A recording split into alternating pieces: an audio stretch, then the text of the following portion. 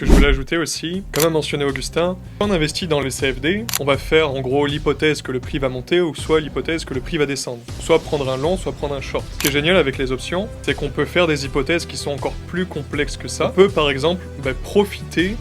du fait que le prix va rester stable par exemple. Exact, c'est ce qu'on disait hier, et ça c'est quand même votre plus gros avantage avec les options, c'est que nous, on est obligé de déterminer un sens, quand vous prenez un achat, une vente, vous devez dire que ça va monter ou descendre, vous devez timer le moment où ça va monter et ça descendre, que sur les options, vous pouvez juste dire, un exemple qu'ils vont connaître au niveau macro, la Fed c'était ce soir, depuis lundi on avait de grandes chances que certains marchés range, puisqu'on attendait la data, si je pars du principe que de lundi à mercredi il va y avoir un range, je peux avoir du profit sur cette hypothèse-là, ce que je ne pourrais pas faire sur les CFD, puisque je serais obligé soit de prendre un achat, soit une vente, ou de ne rien faire du tout, et donc on le sait, ne pas trader, c'est trader, mais vous, dans votre cas, ça peut être le cas de trader. Exactement. C'est vraiment un peu une idée révolutionnaire que même quand un marché ne bouge pas, on peut vraiment être profitable de ce mouvement-là. On peut aussi par exemple faire des hypothèses que la volatilité va augmenter dans les marchés, et inversement, si on pense que la volatilité va diminuer dans les marchés, on peut construire des positions pour profiter de ça, etc. Ça vous donne un peu une sorte d'éventail de tout ce qu'il est possible de faire avec des options, vraiment profiter de tous les mouvements possibles dans les marchés.